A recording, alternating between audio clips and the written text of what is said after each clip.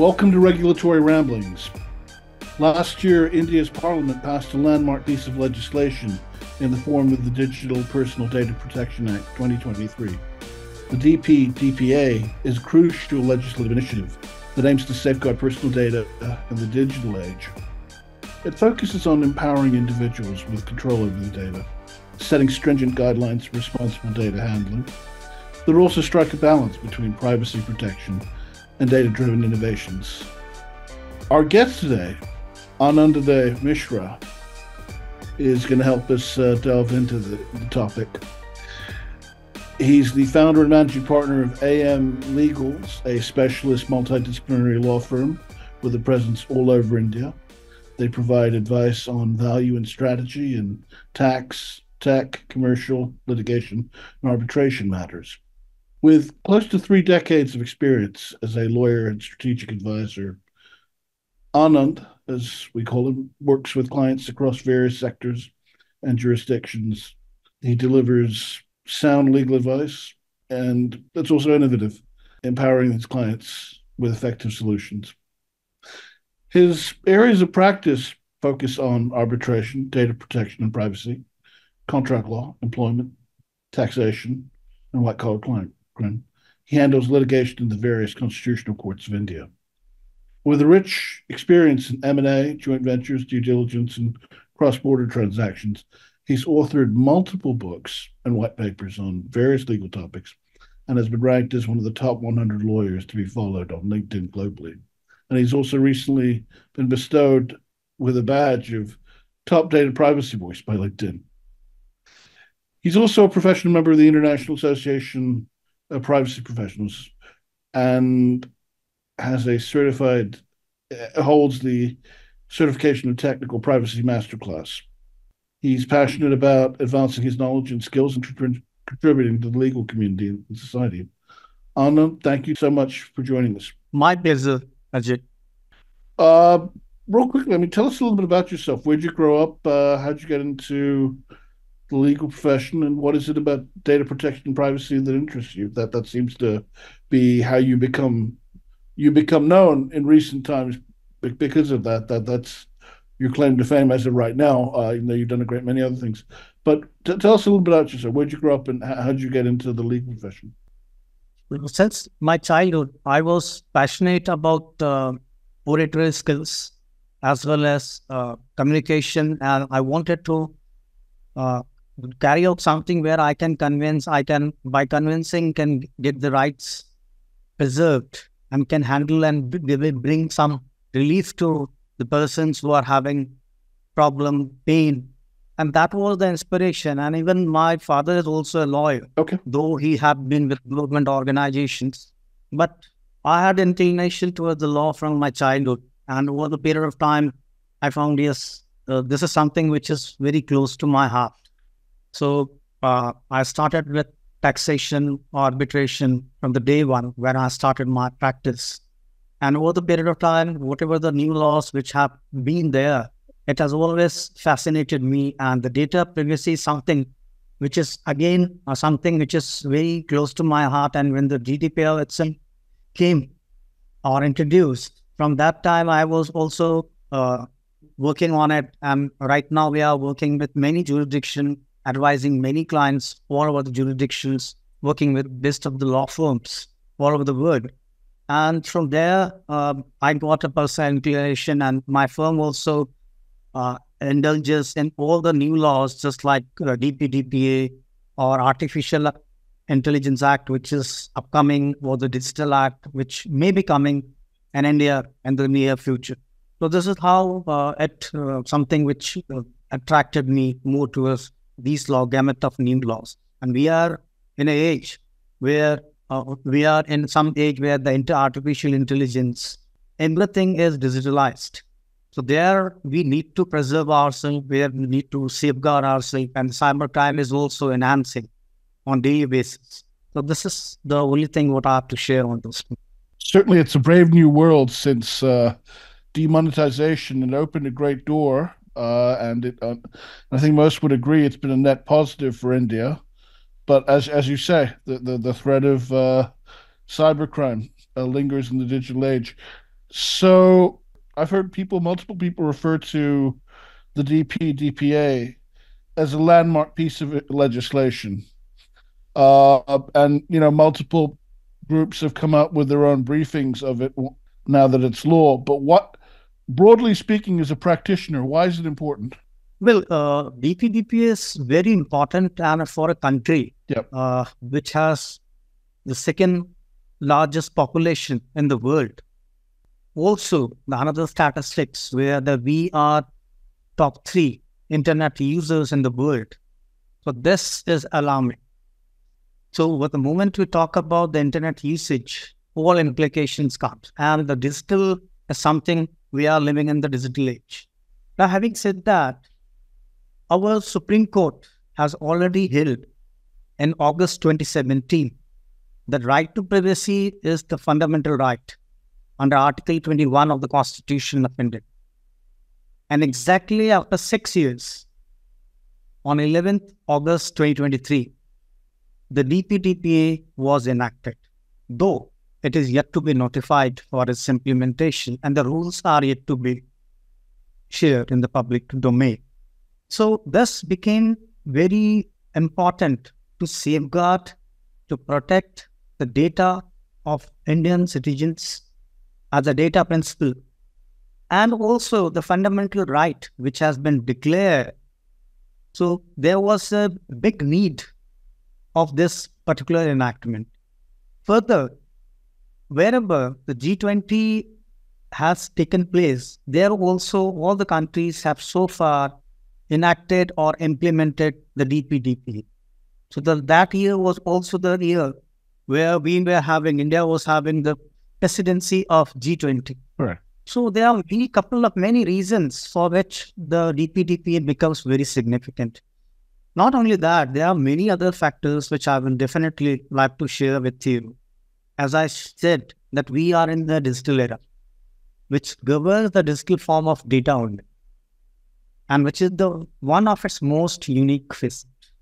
Now, not only that, if you talk about the dynamic penetration of FAANG companies, what we popularly known as the Facebook, Amazon, Apple, Netflix, and Google, it can be noticed that they use data as one of their main resources.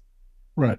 All are free-to-use platforms. That is, again, a very big alarm as well as challenging factor. But such platforms monetize data of users for attracting adverts and sell anonymized bunch data to third parties, which has come to the limelight time and again. And there were serious grievances also, which have floated time and again in the public domain. But there was no regulation to check it.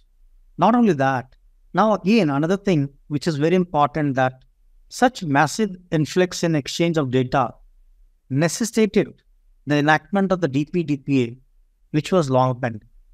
And prior to DPDPA, only the IT Act was in place in India. So there was no regulation. That was from the 80s. Yes, that was from the ages, and that has not undergone the amendments or addressal of the growing needs or the challenges or risk that was arising. And AI is again a very big factor. So there were many factors which kept on adding. And IT Act, you rightly said, it was for the ages. Though there were certain things which went to Supreme Court. Supreme Court struck down certain things. There were IT rules which have been laid down recently. Then again, IT rules were also revised again and again. It went through the constitutional courts. There were challenges. But then too, there was no data protection or the Privacy Act. So there was a need of that. The other thing is, only the information technology, reasonable security practices and procedures and sensitive personal data or information rules, that was in 2011. And that was also passed under Section 43 of the IT. But that provided only some protection. But there were also loopholes into that, because it contained a huge lacuna as a personal information such as phone number, name, email, etc. was not included in the ambit of sensitive personal information. Though even the DPDP Act does not talk about the sensitive information. But having said that, rules are not in place till the date. So maybe they may address, because there are many other industry, just like medical health. So that has not many sensitive information. So that we will be seeing in the future. Not only that, so DPDP covers this lacuna by including definition of personal data. So that is in consonance with the Article 21, which our Honorable Supreme Court has declared to be the fundamental right. Along with the factor that internet access, and another important factor that we have the cheapest internet facility all over the world. If you compare the price you have to pay for the internet usage, India has the cheapest internet price. So you have accessibility to the internet. Everybody is prone to the internet. Your data is digitized the moment you log in, whether you want or not, whether by the cookies, or whether you have given consent or not. There are many things attached to that. And the young generation, and if you will see also that India has the highest number of young generation in entire world, or the youngest population of the entire world, maximum resides in India. So these were the very sensitive aspects. And there was also threat to India as a nation, and when it comes to the protection of your personal right. And the data is something from which you are identified. So these were the things, and there were many concerns. Many times people went to the constitutional courts, High Court or Supreme Court, and many times they were not having addressal of the grievance. So if you collect all these aspects, then you definitely felt for long that there is a dearth of a law which can regulate. And hence, it is very important. And the last but not the least is that for the first time, the DPDPA addresses the gender to be her. In all the enactments so far, the word which was used to address any person or individual was he so far. So government and the nation has welcomed this, and they have included she to be the person to be addressed under the entire DPDPA. So this becomes a more significant when I talk about, or any person talking about the DPD. On that point, in an age where much has been made of the Aadhaar card, yeah, right, and that's a huge innovation for India. Now that you have the DPDPA, what does that mean for the Aadhaar card? That you can feel more comfortable and secure in your use of the Aadhaar card. That you know that now you've got protections if your data is mishandled, or if there's malfeasance, if there's some kind of bad act involving your data, if your data is mishandled and that there's some kind of criminal activity involving it, you know that there are legal safeguards. You've got protections, whereas, as you said previously, the rules on the books did not give people redress for their grievances. What does the DPDPA mean for the Aadhaar card? Aadhaar card has nothing to do with the data privacy or the data protection as such. But it's your personal it is your personal data, right? Yeah, it's not personal data, but it is, as such, it is not protecting or creating some privacy. It is for the identification. Rather, there are many aspects which have been in the public domain, or rather many grievances have been in the public domain. That's the misusage of the Aadhaar card also. So that's why the cyber crimes and all, these are the reports on daily basis. So that is all along different. And Aadhaar card is not a regulation to control that how your data will be protected, how your data will be consented, how your data will be stored, how your data will be processed, and how the data will be ethically used, the accountability. So the regulation was required. Aadhaar is something, your identity is there. And even in the Aadhaar also, there are again two schools of debates are there, that the Aadhaar card should be masked so that nobody can manipulate or nobody can use it. Everything has been linked to the Aadhaar. So that is all altogether for a different purpose, not for the data privacy. I guess what I'm wondering is, what does this mean? I can understand if you're a young urban professional in Bombay and you use your credit card, that there's a likelihood, or any of these pay services, Paytm, I can see how maybe your data might be stolen, just law of averages. But what is the DPDPA? Will it have any meaning?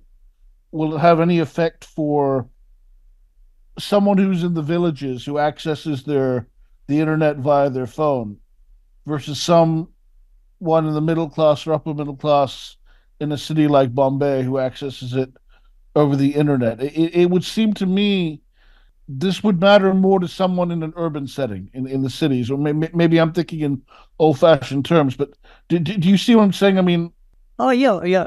I understood.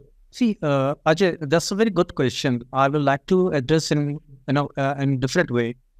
See, just imagine your data I'm having, whereas you have not given the consent. Whether I live in the remotest village of India, or whether I'm living in any urban place where I'm more conscious about my data. Exactly, and the people in the cities probably know their rights better. Yeah, that's right. The people in the villages less so. That's right. That's why I'm coming to. So imagine such a situation. If I'm having your data, which you have not authorized me to use it or to purpose for the specified purpose, and I share with any other purpose, with any other person, right? Where there is a privacy, your privacy is infringed. Even you are living or you are a villager or in an urban place, ultimately your right to privacy is, of course, impacted. Now, if you say that how it is going to only impact the urban, it is not every time will be right. To some extent, you can say, yeah, they are not conscious about it. That is the reason the DPDPA comes with the fundamentals, the principles that you have to do this, and the consent becomes the more prominent. Unless you take the consent. Otherwise, what happens? That if I'm having your data, I call you, that I'm calling from such and such bank, or I've been authorized to do this, and you have deposited your money in bank and you are from a village, then you will not be knowing the data, whether the person calling is a genuine or a fraud. So I will be asking that you give me your OTP and I take your entire money, hard-earned money, and you will be impacted the most. So that is one of the implications where the data is not controlled. There is no mechanism. So the data privacy, that person who is collecting and digitizing, the onus has been casted upon that person from the starting phase or the first phase, that it should be protected. If you see the preamble of our DPDPA, that the need to process and the protection. It not only says the only protection, there has to be a need and the protection. Right. So the more emphasis has been given that the protection, and for that reason, even you are conscious about your rights or not, you are a villager, of course, nobody can be knowing about the entire law in every manner. Even many urban people may be also not knowing. That possibility cannot be ruled out unless that gentleman or any person has gone through the nitty-gritty of a law, or okay, this law is there to safeguard, these are my right as a data principle. That has to be. The law enshrine lot many facets of the aspects. But unless they know, they are unknown. So that unknownness can be in the village also, or in the urban areas. I agree. I'm playing into the stereotype or the caricature, because urban does not necessarily mean exactly sophisticated and educated. Yeah. Just as the people in the villages are not necessarily chumps. Yeah. That guy could be a farmer, but he could have a degree in engineering from MIT. And I know exactly. Exactly. In fact, Ajay, this modern India has more professionals, more scientists, well-known dignitaries are coming from the villages. So gone are the days when we are talking about India with the snake charmer, so the people are not aware about the data privacy. Something they are more conscious. They know many things. They are coming with many scientific or artificial intelligence. Companies are being floated to the remotest villages. It's a connected world, right? Yes, they are. Yeah. Some of the biggest YouTubers are also living in these areas. So it is not, and the same can be applicable to the urban also. They may be unknown. So there cannot be sit. Ultimately, there Right. The guy might be an accountant. He goes to exactly. the office. He does his job. He doesn't know much outside of his own profession, his own field. Exactly. That Yeah. possibility cannot be ruled out. So now that you gave a good example, so someone gives you their OTP and they take all your money. So then this directly brings me to my next question, which is something I'm really interested in, having covered the compliance beat for many years. What does the DPDPA mean to compliance officers and in-house counsel at banking and financial institutions and multinational corporations in India? Yes. What do they need to learn? What do they need to come to grips with to meet their compliance obligation? These organizations or this sector, Because they've taken India for granted to a great extent. Must. You can say so. See, I say it in a different manner. Of course, I concur with you because there were many things which were required or other things were not required at all. They were taking extra data also. But I say... Such as Google. Yes, exactly. Such as Google. So, I say with this sector, the moment you say banking and financial institution or this sector, I say they are playing with this dynamite, which is the data. And the data influx is so much that every nanosecond, they are generating data and data is in excess of what is being required. So the very first thing what they need to do is they need to respect data. To me and my firm, we have started a hashtag that respect data. We have been using it for long. That this is the first thing what these financial or the banking institutions should do as an ethical policy to respect data. The moment they will start respecting data, the compliance becomes more easier for any of the organization and especially for this organization. I was speaking in one of the platform for IAPP, where I was talking about this banking and financial institution sector. There also I pointed out certain things which I am going to share here also. See, you need to think about what are the challenges firstly and why you are collecting the data, from whom you are collecting the data, and that data is going to how many of your partners. The bank or institution, they are not collecting the data at their own at the first place. They have many channel partners. And channel partners needs to be controlled. That is the first thing. Whether you want or not, channel partners may be many partners. Say with the travel insurance or the medical insurance or the car insurance. So there are many particular stakeholders who are working with you, not only as a bank or the financial or in fact, the insurance sector also. So these all three, if you say, they are dealing with the highest number of data. So they should start respecting data. They should understand what is the necessity and why this is required, the lawful purpose and the specified purpose. Here I must emphasize upon particularly Section 5, which is more relevant for everyone. I mean, relevant for everyone, but especially for the bank. See, in the Section 6.1 of the DPDPA, if I will say, I will read it. I'm compelled to read it. I generally don't read any section, but it is very much necessary, so I will read it for a minute. The consent given by the data principle shall be free, specific. This is the first time word specific has been used. Informed, unconditional, and unambiguous, with a clear affirmative action, and shall signify an agreement to the processing of her personal data for the specified purpose. This is the second time the specified word is used, and be limited to such personal data as is necessary for such specified purpose.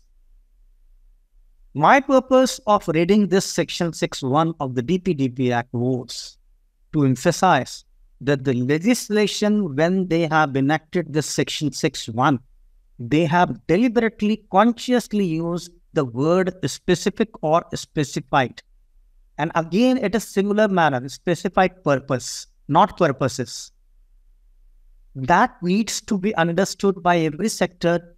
And whereas this particular sector, banking or insurance, they need to understand more that they have to collect the data only for the specific purpose, and the data which is actually required, whether it is mandated by the RBI or any other regulations in place.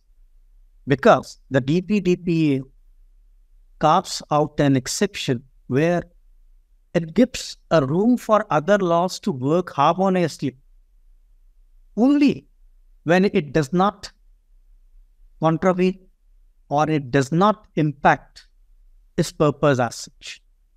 So these sectors should regulate a mechanism which should be robust, that the data should not be leaked. I will give you one example. In India, if I will talk about not when even the DPDP was not in place, or still when the DPDP has not been implemented, you get so many calls. And people start saying that I am talking on behalf of such and such bank or such and such insurance, but I have not given the consent. And most of the time, they are using this diplomatic word on behalf of, and nobody is going to verify that whether that person is genuine or not, and what is the source of the data, how they got that data. And the data, that's why you say they are data dynamites. They have the highest number of data, and every day they have the data for many reasons. And say if you apply for the loan, they take almost all your documents, right from the financial to your residential, your whereabouts, your medical conditions, and everything. They have all sorts of data with them. So it is a time when certain parameters may be fixed, that the data is not influxed, or the data is taken in such a manner that you take it's only in a one-way manner, that whatever data you wish or whatever data you feel deemed fit, you can ask. Why? Who has empowered you? Problem is there was no regulation. So now with this, they need to understand that I can take data only this, and I have to protect, as the DPDPA says, need to process and to protect. So the onus is on them, and also they have to see their partners. There are many examples all over the jurisdiction, especially in the GDPR, where the data was used or the data was taken in excess, and they face the heat of very high fine.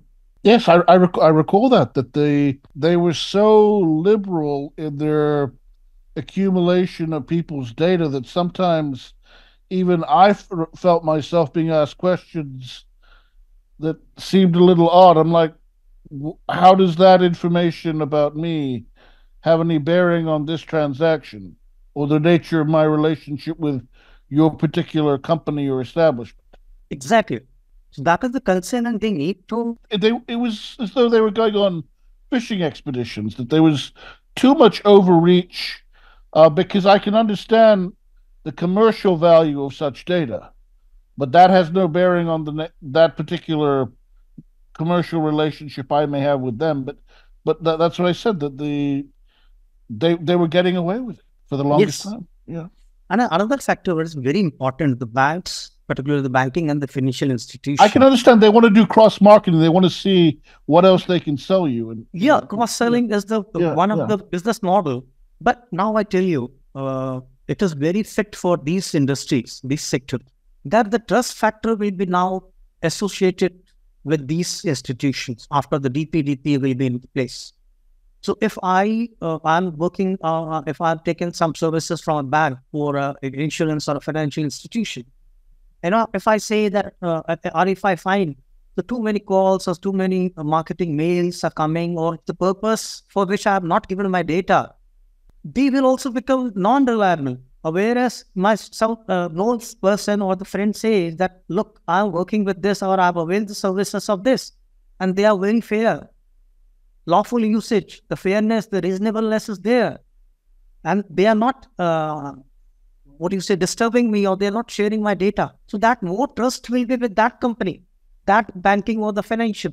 So now the competitive edge will be also for these industry. It's a high time when they should be always also be conscious that these distractions, which have been a very big nuisance, after this DPDP in place, they have to create lot many red flags. They have to check these points, entry point as well as outgo points. The data should not be in hands of any or every person, not with any Tom heretic.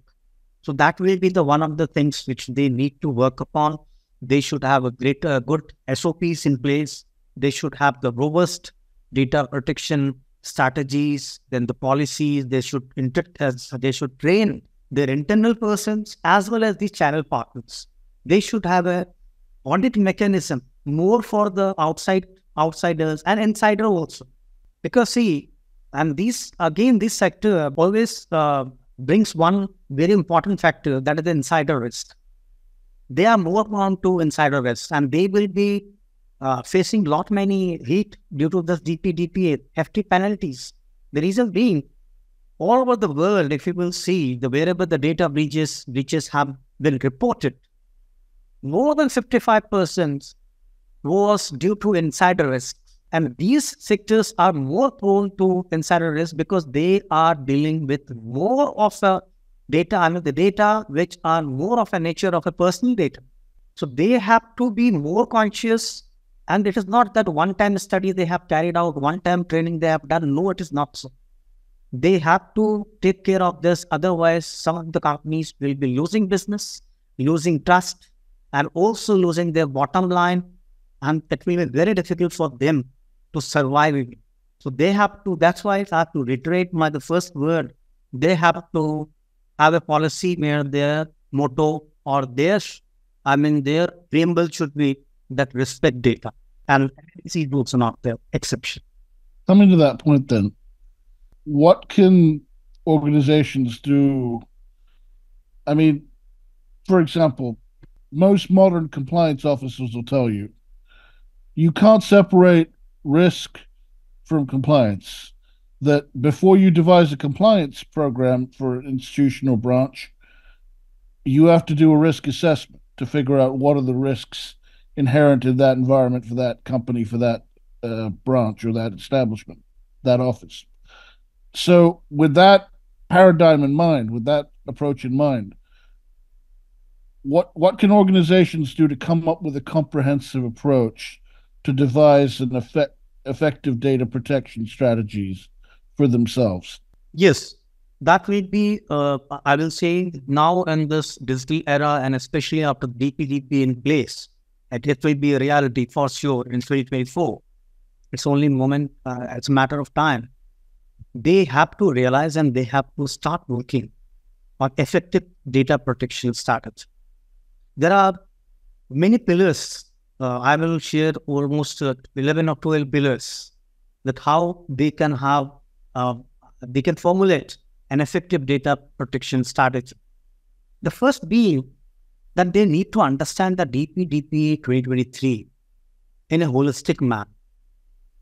It is, when I say holistic manner, it is not that they have gone through the provisions and they feel, we have made everything and we are fine. Whenever the problem will come, we will see to it. It is not. So that holistic as opposed to legalistic.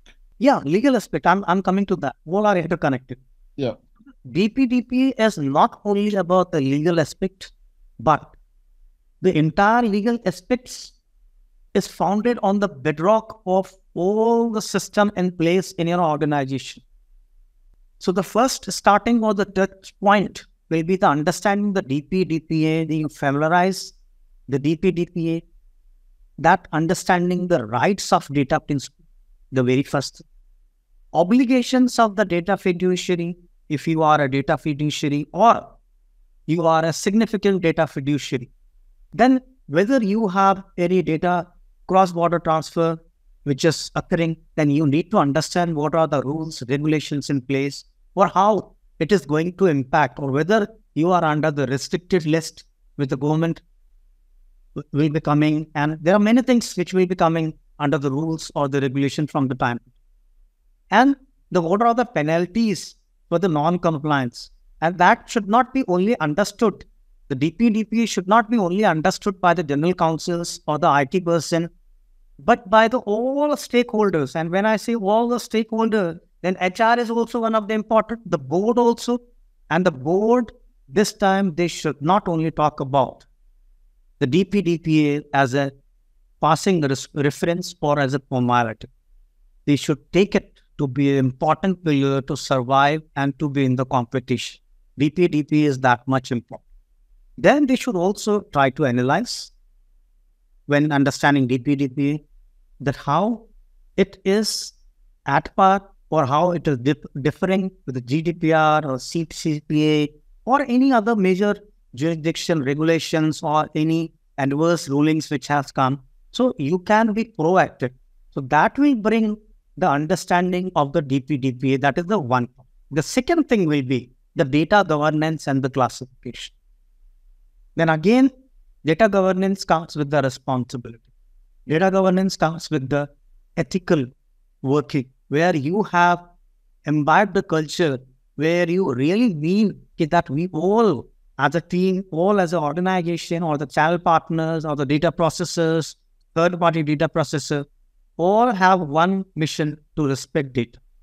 So for that, you need to conduct thorough data mapping exercise to identify what personal data is connected, what are the sources, why it is collected, and to what extent it is required, and how it is being processed and stored, up to what time, and why it is retained to that much purpose. What is the purpose? So there has to be a classification, and this data governance and classification strategy will be very important. This is not only a purpose for the mapping or identifying or the classifying, but it will be also going to the structural data structures, data pockets. When you will be talking about when the grievance will come, how you will identify, because everything is connected with the reasonableness. The DPDPA is the very important, enactment, which is quite different from the other jurisdictions. And it will be evolving in a very different manner because it focuses on many other aspects, and one being reasonableness. Yet in the entire DPDP Act, you will find many places the word reasonableness has been used. Reasonable. So an onus has been casted upon you that you will be acting reasonably. You won't be acting arbitrarily. So this will be data governance and classification. The third way, consent and data subject rights. Then again, when you take the data, before processing, you should have the consent. The consent, how you are taking consent so far? If not, then what are the ways you are going to take the consent? And it's not only about taking the consent. You have to store that consent also in a proper manner.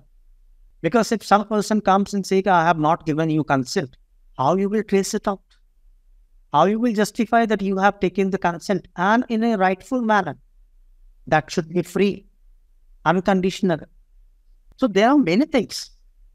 And for the specific purpose, and you have informed him in a clear affirmative action, and for what purpose you have taken. And again, the consent should be also in English or in other 22 languages, whatever is as per the Schedule 8 of the Constitution of India. So these are the very important strategies. And then what are the rights of those individuals? How you are taking, how you are informing them when you are taking the data from that particular person who the DPDPA considered to be a data person. The fourth will be the data protection measures.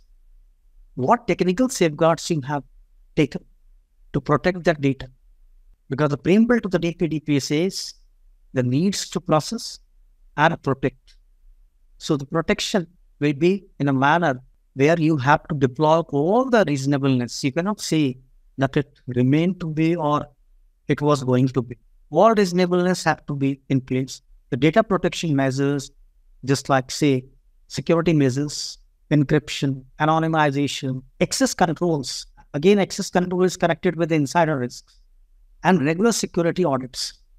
So that has to be enshrined in your startup. Then policies and procedures, how it will be implemented, how the incident response plans will be there, how quick we will be doing, how the grievances will be addressed, what will be the breach notification procedures. If the breach is there, how early you are going to inform particular data principal from whom you have taken the data for the processing to the board in whatever manner.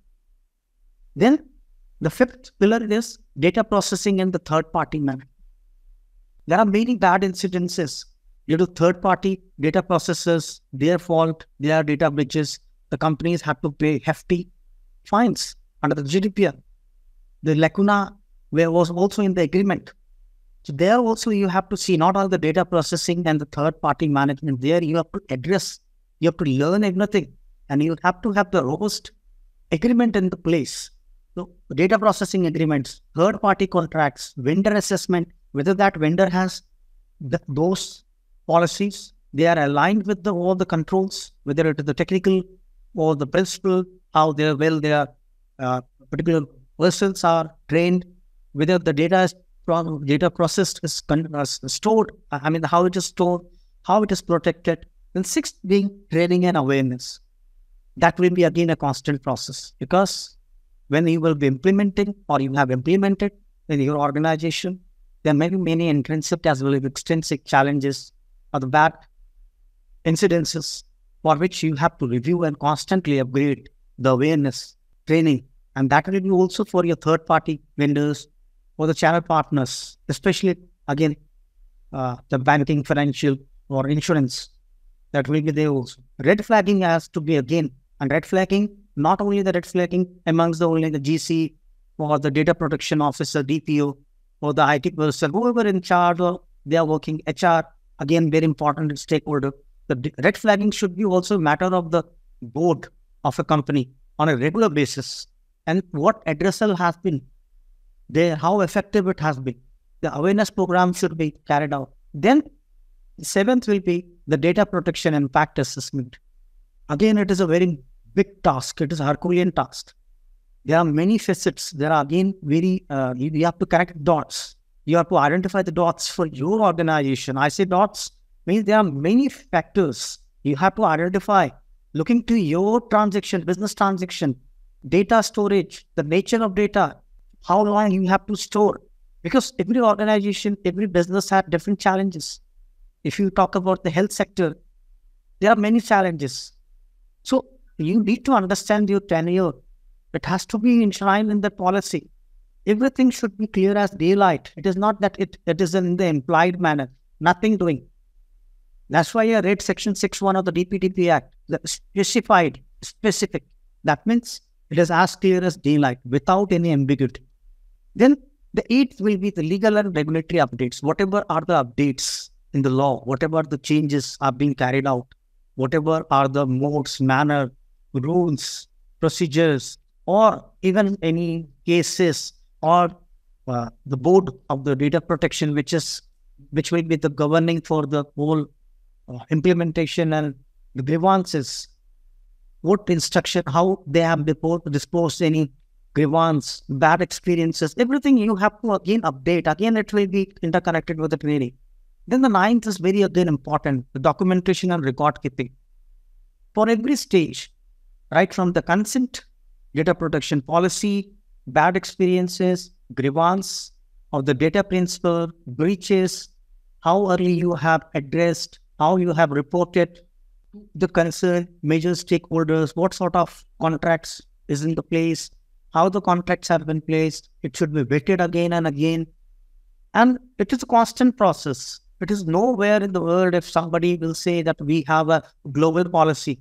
Yesterday, I had a discussion with one of the major German company. They're saying we have a global policy. Now, in India, we want to have that. I think most of the things are aligned. I said, I'm afraid to accept it because it is in the public domain. Our Indian government has highlighted many times that the digital act is coming, artificial intelligence is coming, and we are going to set many benchmarks. But that means we are not going to be another data protection regime, but we will be creating more robust system because implementing DPDPA in such a big country itself is a challenge. So quickly, the last three pillars is preparing for audits and certifications. So there are many audits which should be in the place addressed in this data protection policy. And if you feel yes, more audit should be done, it should be reviewed and included. And certifications also, there are many certifications which you should opt for so that your system, because human being can fail, system never fails. So culture has to be imbibed for that. And the continuous improvement again is the 11th pillar. And then 11th, 12th will be the additional resources. We should hire not only in-house, but we should take external help of the legal or other external counsels or the experts in this domain. And then you create a robust data protection policy. I guess what I'm wondering is, I can understand the multinational corporations and banks wanting to harmonize their policies globally across borders, across all the jurisdictions where they operate. Even though we know that when it comes to data privacy, data protection laws, this is an area that is rife with turf wars across different governments.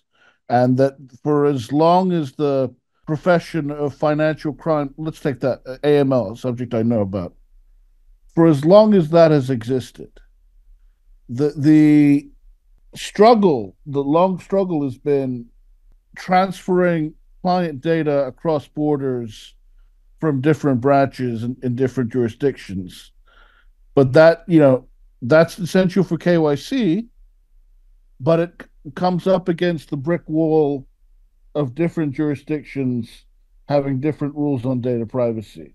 So if that is the world we're living in, then is it impossible to have a globalized, harmonized policy on data privacy for these institutions and organizations?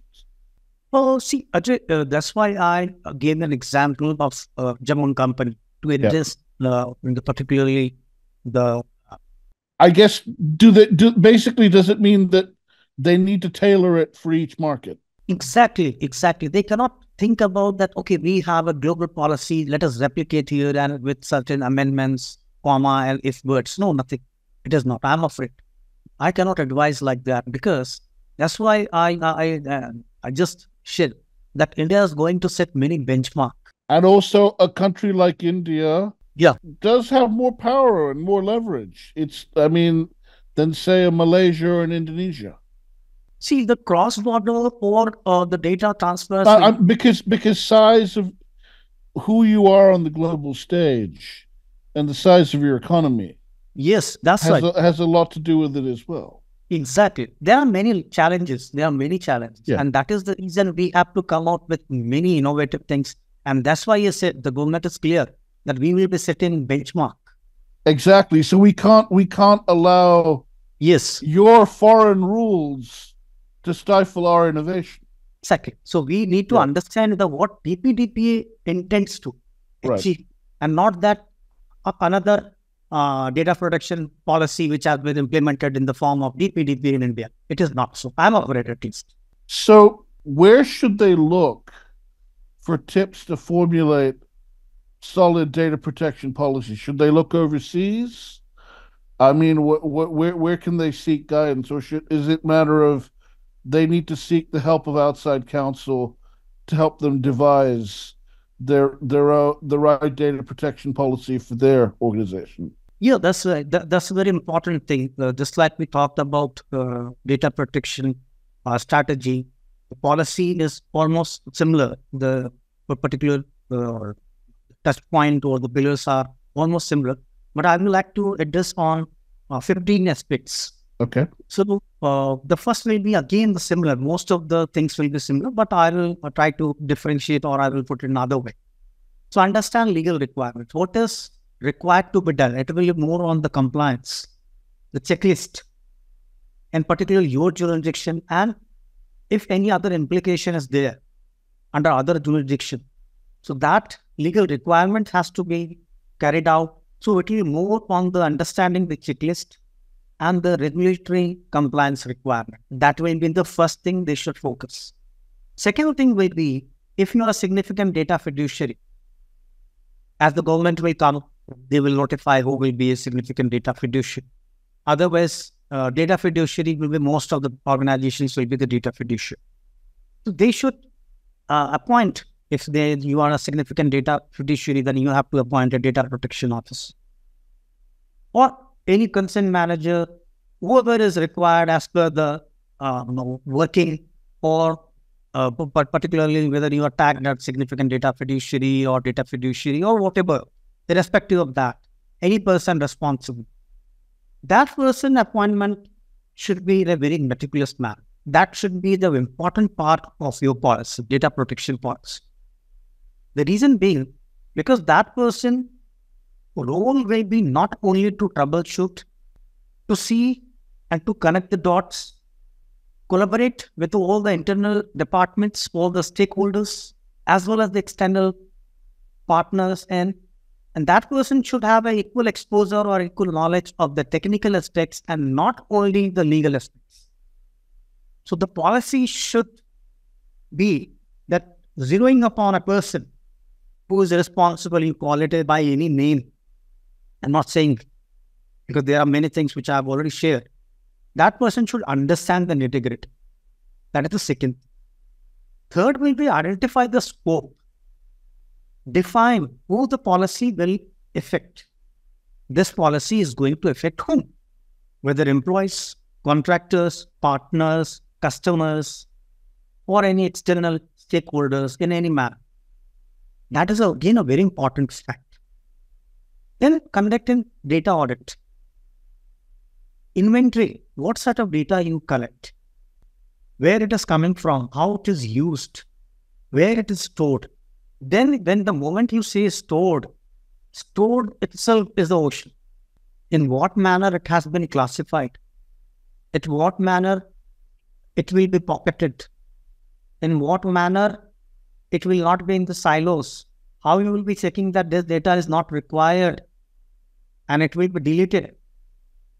Because see, what I say is, if you have to be conscious, or if you want to avoid the risk of the DPDPA or the thrash of penalty under DPDPA, I say act like the most miser person in collecting data. Never be a greedy person.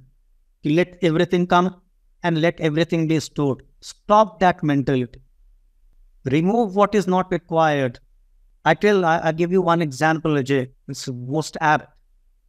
In India, you must be aware, we have a festival, Diwali, where we clean up our household.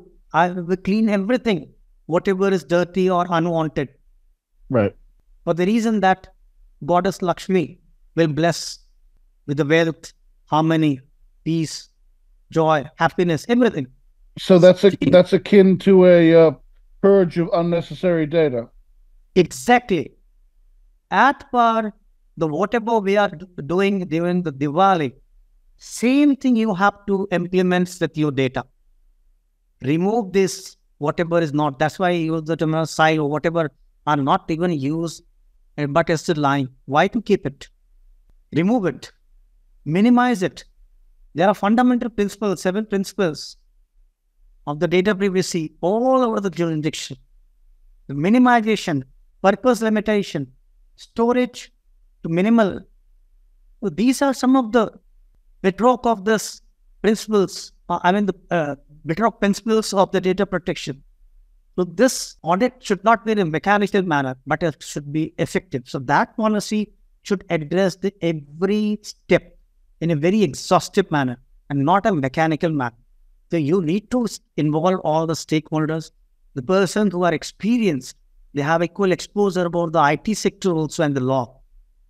They have to be in the team. So training and all.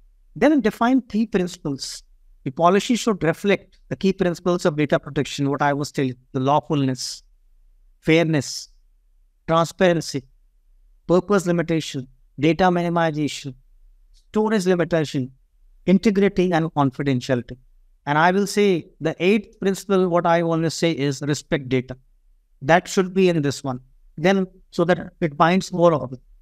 Now the data collection, the sixth pointer will be in the policy to describe the types of data you are collecting and the legal basis, because the lawful purpose, and the lawful purpose is defined in the SAT, that what is not expressly restricted or forbidden by the law. So you have to be a reasonable person in collecting the data, every sector. Then seventh will be the data usage. Clearly define the purpose for data collection and processing, and for what it will be used, and till when it will be used. The moment it has been used and there won't be any further usage, lawful usage, then you have to have a system in place. That should be in the policy. So your internal policy, this is not only document, but this will be a system which will guide you that you are on the right path. Because external risk, you don't know, you can't predict. You are not an astrologer. And even you are prone to already insider risk. Statistics of 50% is very high. So you need to understand, and data usage is something where you have to focus more. Then again, it is connected with the 8th point, the data storage. How it has been stored, till when, and security. Password, data control access, encryption. Why it is being given in access to any person, and at what intervals. Say if a person is using at regular intervals, but he is not using it during many of the time, then those should be stored. There is no purpose why. It cannot be a mechanical manner. It's actually reasonableness. Reasonableness is there. I'm reiterating again and again. And data sharing and transfer. This will be the most prone area, whether it's a cross-border or even with the partners for the processing. This will be something where all stakeholders will be required to check and should have a robust policy particular for this. Then data subject rights. From where the data principal from whom you are collecting the data, how well you are informing them, what are their rights, and who is the grievance officer to whom they can connect, or whether it is the changing of the data, or they want what data you have stored, or any grievance, or removal the data. So everything is interconnected. Then the very important part is data breach procedure. You cannot delay. Reasonableness again. You have to be prompt in action, taking action. So that robust policy for each and everything, and then there will be a master policy. Then do's and don'ts. What are the best global practices, and what are should be avoided? What should not be done at the first place? Not only internal, but outside also, with whom you are working, or even you are taking the consent. The policy reviews and updates. That should be also part of this policy. That how, when this policy was reviewed, whether all the bad experiences or any important approvals or important regulatory updates were factored, that should be part of this policy. Every time that should be added. Then only you can have a check. You can have a robust data protection policy. And data protection policy is not a one-time exercise. It will go along with your business. If you are looking to run your business 10 years, 15 years, 20 years, all these years, you have to keep changing and updating, improving your data protection policy. That could get cumbersome, but to come back to your earlier point about the impact assessment that needs to be done, could you elaborate on that? How should the data protection impact assessment be performed? Yes. I mean, could you flesh that out a bit, please? So the data protection impact assessment is something you are assessing, you are understanding, you are analyzing, you are formulating, and you are implementing the risks. And what are the factors which is going to impact right from your data collection to the data retention and in between process and the lawful purpose, or whatever the policies or the principles. So if you have to understand whether the DPDPA, the DPIA, which is data protection impact assessment, is mandating, yes. DPIA is mandatory. At least the significant data fiduciary have to undertake. And for that, they should explain that what are the rights of the data principals, purpose of processing of the personal data, assessment and management of the risks to the rights of the data principal, and such other matters regarding such process, which may be prescribed by either the DPDPA or the rules made there.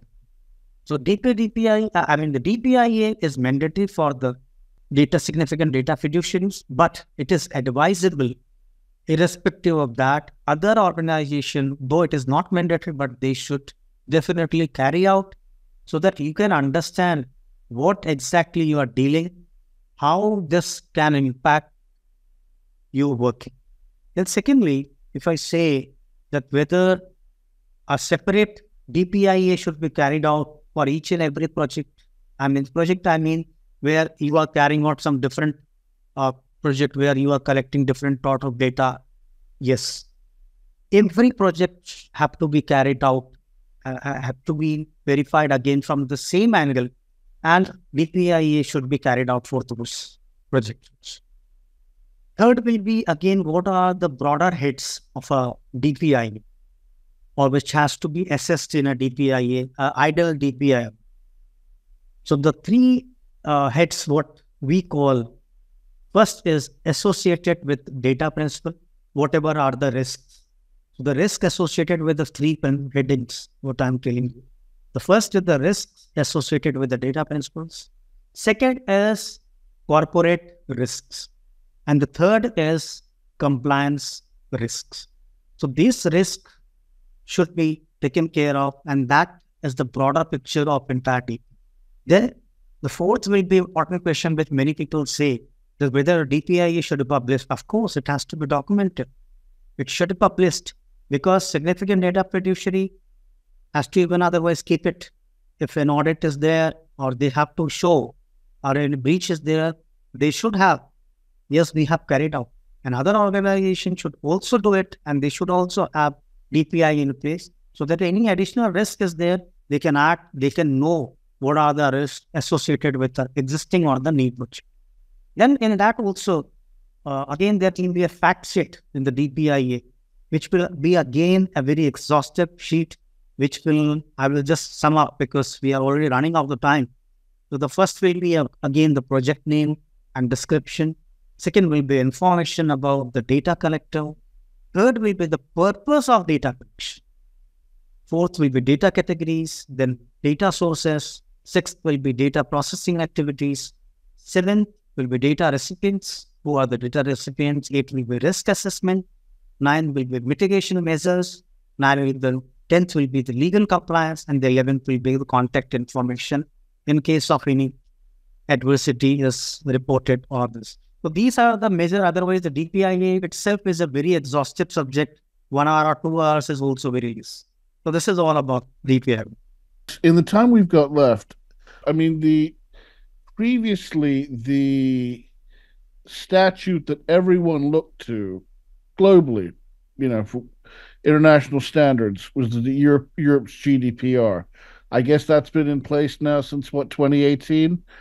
To what extent do the DPDPA draw inspiration from the GDPR, or was this something that India built for itself from the ground up based on its own particular national circumstances? Ajay, this is a very important question, and many times there are differences also, and then many times you can say there are different schools, particularly to project it in a different manner. But I keep it very simple. Sure. One thing is the basic principles. The 7 principles are one and the same, because you cannot have different principles. But of course, the what has been added particularly. And the other things would be definitely set out in particular rules. Then only we will be able to differentiate. It is a very premature stage, because only by the DPDP Act, which itself says that the rules will be prescribing. So if I at this point of time only on the basis of the DPDPA and the GDPR I formulate there are differences, then it will be a premature or a wrong statement from my end. Though there are a couple of articles, people have been advocating that there are differences, But I say it is a premature stage to demarcate because the rules are not in place, and the DPDP Act itself points out as prescribed by the rules. So it may be that the rules will be categorically aligning with the GDPR, or it will be differentiating altogether. So this is my take. But additionally, I say that the reasonableness and the preamble, which is the substantive difference from the GDPR. And of course, there will be lot many challenges which European nations will not be facing, which we will be facing as the highest internet user and the population. So, of course, DPDPA is going to be different than GDPR. This is what I can say, but I will again go with the disclaimer. The rules are still to come. Right. Which governmental body, agency will be responsible for oversight and enforcement of the DPDPA? Yeah, of course, it will be the board. This board will be constituted. That board will be addressing all the implementation and whatever the grievances. And any advice to, because we are a program affiliated with HKU, any advice to students, young people, lawyers in the early stage of the career wanting to get into data privacy and cybersecurity and data protection law? What would you say to guide them? What should they do? What should they read? How can they best prepare themselves for such a career? Any thoughts, advice, tips? Yes, Ajay, see, to understand any law, Yeah. you have to understand why it is made. That is very clear from the preamble. Second thing is learn from the bad experiences globally. What created the the breaches, why it was. Those things should be understood. And then, of course, the DPDPA Act, DPDPA, they have to read thoroughly. And there will be many regulations which may be coming from time to time. As I say, India is a very big population. So challenges and all, so they will be setting benchmark, and that will definitely give them a lot of learning experience. And it is a constant process. This is what I can share. And as a student, everyone has to keep their knowledge updated. Even I am not an exception because I am a student of law on daily basis. So that will be applicable to them. Well, that's why they call it the practice of law, right? You do it again and then again and again until you get it right, or you develop mastery of your craft. But that's why lawyers have continuing education requirements. But and in this field, because you're a member of the IAPP, there are several different credentials. Increasingly, I'm hearing about the CIPP credential, and then there's a CIPP for the U.S., Asia, Europe, Canada.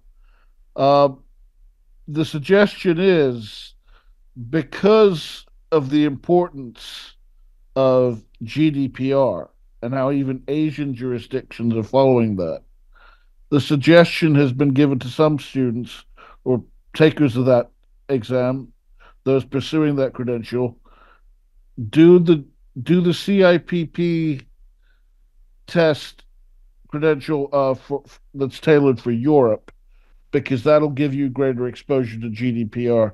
What are your thoughts? I mean, what credentials would you require, or should they pursue them all? Or maybe that's not practical given time and expense, but yeah, that's right. The practical experiences will be gained only when you will be dealing with the nitty-gritties or the problems.